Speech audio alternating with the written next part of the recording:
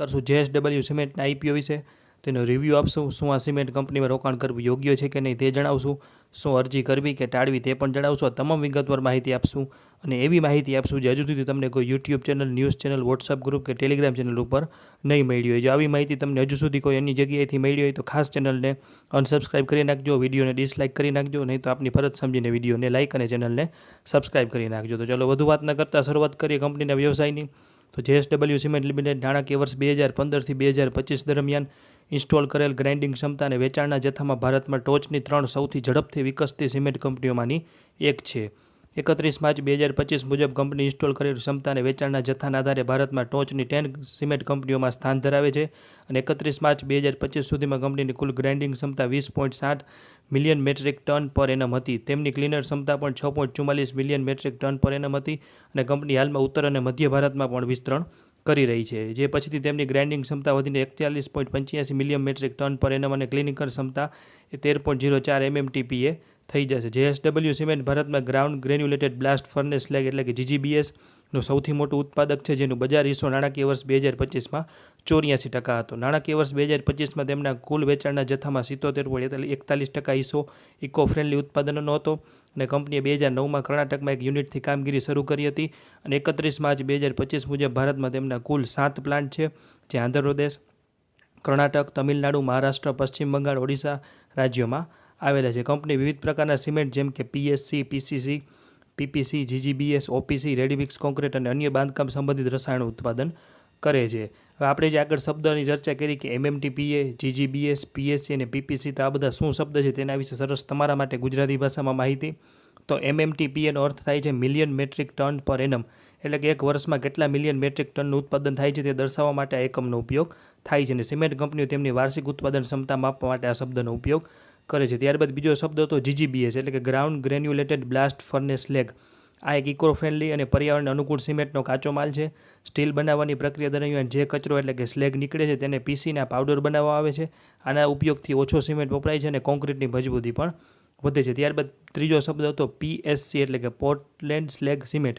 આ એક ખાસ પ્રકારનો બ્લેન્ડેડ સિમેન્ટ છે, તે સામાન્ય સિમેન્ટ અને GGBSને ભેળવીને બનાવવામાં આવે છે. આ સિમેન્ટ સસ્તો અને વધુ ટકાઉ હોય છે. તેનો ઉપયોગ ખાસ કરીને મોટા બાંધકામો, દરિયાઈ માળખા અને એવા વિસ્તારોમાં થાય છે જ્યાં પાણી અને રસાયણોનો સંપર્ક વધુ હોય. અને બીજો શબ્દ હતો PPC એટલે કે પોર્ટલેન્ડ પોઝોલાના સિમેન્ટ. આ પણ એક બ્લેન્ડેડ સિમેન્ટ છે. તે સામાન્ય સિમેન્ટ અને પોઝોલેનિક સામગ્રીઓ જેવી કે ફ્લાય એશ, કોલસાની રાખ કે ફ્લેન્ડીસ એટલે કે પકવેલી માટી અને ભેળવીને બનાવવામાં આવે છે. PPC સિમેન્ટની મજબૂતી ધીમે ધીમે વધે છે, પણ તે લાંબા ગાળે વધુ મજબૂત બને છે. તેનો ઉપયોગ સામાન્ય બાંધકામો, પ્લાસ્ટર અને ચણતર કામ માટે થાય છે. ટૂંકમાં MMTPA અને કંપનીની ક્ષમતા માટે માપવાનો એક એકમ છે, જ્યારે GGBS, PSC અને PPC એ પર્યાવરણ અનુકૂળ સિમેન્ટના જુદા જુદા પ્રકારો છે. આગળ વાત કરીએ તો JSW સિમેન્ટ ભારતમાં 11 ચૂનાના પથ્થરની ખાણો સાથે કાચા માલને મજબૂત પુરવઠો ધરાવે છે. તેમના પ્લાન્ટ્સ વ્યૂહાત્મક રીતે ખાણોની નજીક જ આવેલા, જેથી પરિવહન ખર્ચ ઓછો રહે. કંપનીને પર્યાવરણ અનુકૂળ સિમેન્ટ બનાવવા માટે ઔદ્યોગિક કચરાનો ઉપયોગ કરે છે, જેના કારણે તેનું કાર્બન ઉત્સર્જન ભારતમાં સૌથી ઓછું છે. તેઓ લાંબા ગાળાના કરાર દ્વારા સ્ટીલ ઉત્પાદનમાંથી મળતા સ્લેગનો ઉપયોગ કરે છે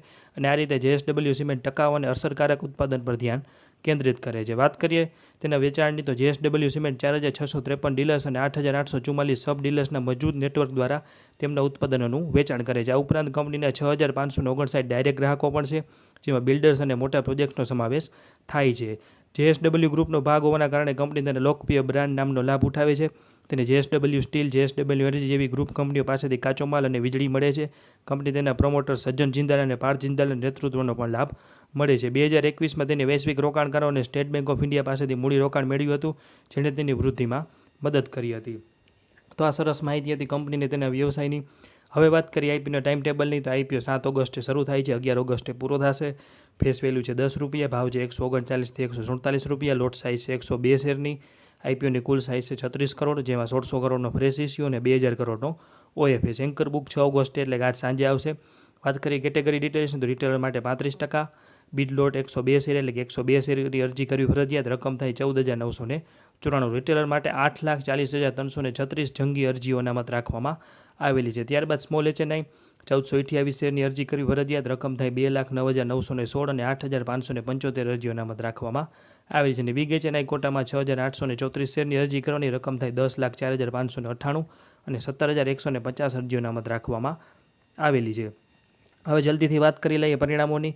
તો આપ જોઈ રહ્યા છો સ્ક્રીન ઉપર કે 2023, 24 અને 25ના પરિણામ. 2023માં 5,982 કરોડના રેવન્યુ સામે 104 કરોડનો નફો. 2024માં 6,114 કરોડના રેવન્યુ સામે 62 કરોડનો નફો. અને 31 માર્ચ 2025ના આંકડા મુજબ 5,914 કરોડના રેવન્યુ સામે 163 કરોડ રૂપિયાની ચોખ્ખી ખોટ. તો આ તમામ બાબતો વિશે મહત્ત્વના કારણો તમારા માટે ગુજરાતી ભાષામાં અમે RHPમાંથી શોધીને લાવ્યા છીએ, જે તમને સરળ ભાષામાં સમજાવવાનો પ્રયત્ન કરશું. વિડીયો થોડો લાંબો થઈ શકે છે, પણ વિડીયો સંપૂર્ણ ખાસ નિહાળજો, તમને સરસ જાણવા લાયક માહિતી મળશે. શરૂઆત કરીએ 2023-24થી. તો આપ જે સાઈડમાં બીજું ટેબલ જોઈ રહ્યા છો તેમાં ઉપર છે કુલ આવક, એટલે 5,982માંથી 2023માં આવક હતી, જે 2024માં વધીને થઈ 6,114 કરોડ, એટલે કે લગભગ 2%નો વધારો જોવા મળ્યો. અને તેની સાથે સાથે આપણે જે લાલ કલરનું નિશાન કરેલું છે કે અન્ય આવક જે 145 કરોડની હતી 2023માં, એ ઘટીને થઈ ગઈ 86 કરોડ, એટલે કે લગભગ 40%નો જંગી ઘટાડો થયો. અને નાણાકીય ખર્ચ જે 310 કરોડ હતો 2023માં, એ વધીને થઈ ગયો 434 કરોડ, એટલે એમાં પણ સારો એવો ઉછાળો જોવા મળ્યો. અને વર્ષના અંતે ચોખ્ખો નફો 104 કરોડ જે 2023માં હતો તે ઘટીને થઈ ગયો 62 કરોડ, એટલે કે લગભગ 40%નો નફામાં ઘટાડો જોવા મળ્યો. તો આવક વધી પણ નફો ઘટવાનું મુખ્ય કારણ શું હતું? તો આપણે જે ઉપર આંકડા જોઈએ એના ઉપરથી સ્પષ્ટ થાય છે કુલ આવક વધી હોવા છતાં ચોખ્ખો નફો ઘટ્યો છે. નાણાકીય ખર્ચમાં મોટો વધારો થયો 40%નો. કંપનીએ નવી લોન લીધી અને વ્યાજ દરમાં વધારો થયો, જેના કારણે વ્યાજ ખર્ચમાં સારો એવો ઉછાળો જોવા મળ્યો. અને અન્ય આવકમાં મોટો ઘટાડો થયો, જે ઉપર આપણે વાત કરી કે 2023માં કંપનીને રોકાણ, વેચાણ અને અન્ય કારણોસર 55 કરોડની એક વખતની અસાધારણ આવક થઈ હતી, જે 2024માં ન થઈ હતી, એટલે કે નહીવત સમાન હતી. અને નવા ખર્ચ થયા. 2024માં સરકારી પ્રોત્સાહનો મળવામાં વિલંબના કારણે કંપનીએ 54 કરોડનો નવો ખર્ચો દર્શાવ્યો. આમ ઊંચા વ્યાજ, ખર્ચ, એક વખતની આવકનો અભાવ અને નવા ખર્ચના કારણે કંપનીને કુલ નફો 40% જેટલો ઘટી ગયો. આવી માહિતી હજુ સુધી તમને ક્યાંય ગુજરાતી ભાષામાં કે અંગ્રેજી ભાષામાં કે હિન્દી ભાષામાં નહીં મળી હોય. હવે વાત કરીએ 2024-25ની. તો 2024માં 6,114 કરોડના રેવન્યુ સામે કંપનીએ 62 કરોડનો નફો કર્યો હતો. પણ 2025માં 5,914 કરોડના રેવન્યુ સામે 163 કરોડની ચોખ્ખી ખોટ થઈ, એટલે કે આવક પણ ઘટી અને કંપની નફામાંથી ખોટમાં આવી. તો આવકમાં ઘટાડો અને ખોટમાં આવવાના કારણે વાત કરીએ તો 2025માં કંપનીની કુલ આવક 6,114 કરોડથી ઘટીને 5,914 કરોડ થઈ, જે 3% જેવી ઘટી. એનું મુખ્ય કારણ છે કે સિમેન્ટના પ્રતિ ટન વેચાણ ભાવમાં 7થી 8%નો ઘટાડો થયો, જેના કારણે આવકમાં વૃદ્ધિને સરભર થઈ ગઈ. ઉપરાંત સરકારની ગ્રાન્ટ પણ 89 કરોડથી ઘટીને ફક્ત 30 કરોડ થઈ. લોસમાં આવવાના મુખ્ય કારણની વાત કરીએ તો 2024માં કંપનીએ 62 કરોડનો નફો નોંધાવ્યો હતો, પરંતુ 2025માં 163 કરોડની ખોટ થઈ. આ નફામાંથી ખોટમાં આવવાનું મુખ્ય કારણ છે આવકમાં ઘટાડાની સામે ખર્ચમાં થયેલા વધારા. કુલ ખર્ચમાં લગભગ 0.89%નો વધારો. કાચા માલનો ખર્ચો 11% જેટલો વધ્યો. કર્મચારી લાભના ખર્ચમાં પણ વધારો થયો અને ઘસારાનો પણ સારો એવો વધારો જોવા મળ્યો. ઘસારા અને માંડવાળના ખર્ચની વાત કરીએ તો આ ખર્ચમાં 12% જેટલો જંગી વધારો થયો, જે 310 કરોડથી વધીને, કારણ કે નવા પ્રોજેક્ટનું કેપિટલાઇઝેશન અને અગાઉના વર્ષના રાઇટ ઓફ યુઝ એસેટના ઘસારાનો સમાવેશ થયો. અને અન્ય ખર્ચમાં પણ લગભગ 2% જેટલો વધારો થયો. ટૂંકમાં કંપનીએ વેચાણ વોલ્યુમ વધાર્યું, પરંતુ નીચા વેચાણના ભાવ અને વધેલા ખર્ચના કારણે તેની આવક ઘટી અને આવક ઘટવાની સામે ખર્ચા વધ્યા, એટલે કંપની 2025માં ખોટમાં આવી ગઈ. હવે વાત કરીએ લિસ્ટેડ પીરિયડ્સ એટલે હરીફ કંપનીઓની. તો કંપની RHPમાં દર્શાવી છે UltraTech cement, Ambuja cement, Shree cement, Dalmia Bharat, JK cement, Ramco cement અને ઇન્ડિયા સિમેન્ટ. આ કંપનીના P રેશિયોથી આપણે કમ્પેરિઝન કરવું મુશ્કેલ છે, કારણ કે કંપની ખોટમાં છે. હવે બીજો એક ગણતરી એવી છે કે EV/EBITDA રેશિયો તેની ગણતરી થઈ શકે. તો જે RHPમાં આવેલું છે તે મુજબ હાઈએસ્ટ EV/EBITDA છે 28નો આ સેક્ટરનો, અને લોએસ્ટ છે 16નો, એટલે કે એવરેજ 23નો EV/EBITDA સેક્ટરનો છે. પણ JSW સિમેન્ટના તમામ ગણતરી કરતાં અમને 29 થી 30 આસપાસનો EV/EBITDA જોવા મળ્યો છે, એટલે કે સેક્ટરના સરેરાશથી આ કંપનીનો EV/EBITDA રેશિયો ઊંચો છે. હવે વાત કરીએ IPOની રકમની અને તેના ઉપયોગની. તો IPOની કુલ રકમ છે 3600 કરોડ, જેમાં 1600 કરોડનો ફ્રેશ ઇસ્યુ અને 2000 કરોડનો OFS. તો 1600 કરોડના ઉપયોગની વાત કરીએ તો 800 કરોડનો ઉપયોગ રાજસ્થાનના નાગૌરમાં એક નવો સિમેન્ટ પ્લાન્ટ બનાવવા, 520 કરોડનો ઉપયોગ કંપનીના અમુક જૂના દેવાની સંપૂર્ણ કે આંશિક ચૂકવણી કરવા માટે અને બાકી રકમનો ઉપયોગ સામાન્ય કોર્પોરેટ હેતુઓ માટે કરવામાં આવશે. હવે જલ્દીથી વાત કરી લઈએ 5 સારી અને 5 નબળી બાબતોની. તો JSW સિમેન્ટ ભારતની અગ્રણી ગ્રીન સિમેન્ટ ઉત્પાદક છે, જે પર્યાવરણ અનુકૂળ બાંધકામ સોલ્યુશન પૂરા પાડે છે. તેની કોમ્બી કોમ્પ્લેક્સ ટેકનોલોજી ઓછી ઉર્જાનો વપરાશ કરે છે અને સ્ટીલ પ્લાન્ટના સ્લેગનો ઉપયોગ કરીને ગ્રીન સિમેન્ટનું ઉત્પાદન કરે છે.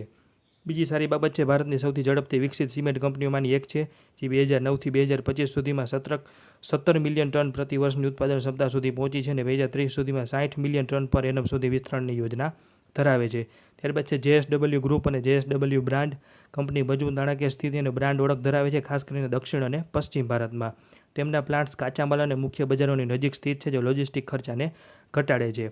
અને 2025માં સિમેન્ટ GGBSનું વેચાણ વોલ્યુમ વધ્યું હતું, જે દર્શાવે છે કે બજારમાં તેની મજબૂત હાજરી અને વિશાળ ગ્રાહક આવેલા છે. હવે વાત કરીએ નબળી બાબતોની, તો 2025માં કંપનીએ નોંધપાત્ર નાણાકીય નુકસાનોનો સામનો કર્યો, જેમાં નેટ અને એડજસ્ટેડ સ્તરે નફો નથી. આ રોકાણકારો માટે ચિંતાનો વિષય છે. તેની સ્પર્ધકોની તુલનામાં JSW સિમેન્ટની નફાકારકતા ઓછી છે, જે તેના નાના સ્કેલ અને ઊંચા ઓપરેશનલ ખર્ચના કારણે આવેલી છે. કંપનીનું દેણું ઊંચું છે, જે નાણાકીય જોખમોને વધારે છે. દેવું ઘટાડવાની યોજના હોવા છતાં હાલની નબળાઈ ગણી શકાય. EV/EBITDA રેશિયો 29:30ની આસપાસ આવે છે, જે ઉદ્યોગના મોટાભાગના હરીફો કરતાં ઊંચો છે. અને સિમેન્ટ ઉદ્યોગનો ઇનપુટ ખર્ચ અને માંગની અસ્થિરતાને આધીન છે, જે JSW સિમેન્ટના વ્યવસાયને જોખમમાં મૂકે છે. વધુમાં પ્રોજેક્ટ સંબંધિત જોખમો અને બજાર સ્પર્ધા તેની વૃદ્ધિને અસર કરી શકે છે. તો આ તમામ બાબતોનો આપણે અભ્યાસ કર્યો અને તમને માહિતી આપી. હવે છેલ્લે વાત કરીએ અરજી કરવી કે નહીં. તો JSW સિમેન્ટ એક એવી કંપની છે જે રોકાણકારોને મૂંઝવણમાં મૂકી રહી છે કે એક તરફ છે કંપનીની બ્રાન્ડ ખૂબ મજબૂત છે, ઝડપથી વિકસી રહી છે. કંપની પર્યાવરણ અનુકૂળ કામગીરી ઉપર પણ ભાર મૂકી રહી છે. આ બધી બાબતો કંપનીને આકર્ષક બનાવે છે, પરંતુ બીજી તરફ કંપનીની આર્થિક સ્થિતિ ચિંતાજનક છે.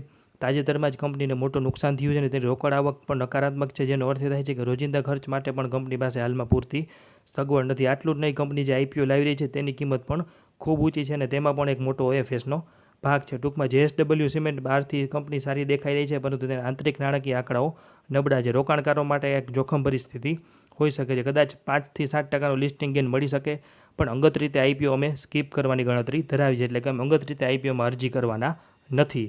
ત્યારબાદ તમામ મિત્રોએ ખાસ નોંધ લેવી કે સ્ટોક માર્કેટમાં રોકાણ જોખમને આધીન છે. કોઈ ખરીદ વેચાણની સલાહ નથી કે ટ્રેડિંગ ટિપ્સ નથી.